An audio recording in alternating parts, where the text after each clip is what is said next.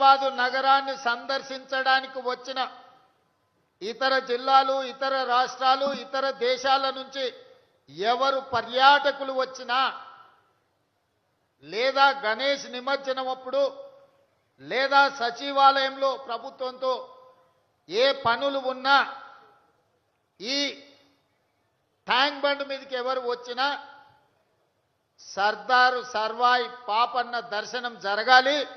వారి పోరాట స్ఫూర్తి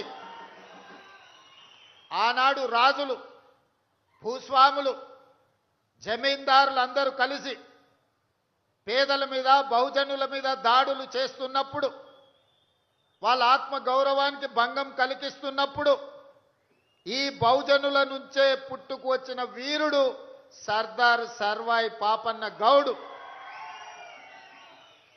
సర్దార్ సర్వాయి పాపన్న గౌడ్ ఒక కులాని కోసమో ఒక కుటుంబం కోసమో పనిచేయలే. బహుజనులందరినీ కూడగట్టుకొని బహుజనులతోని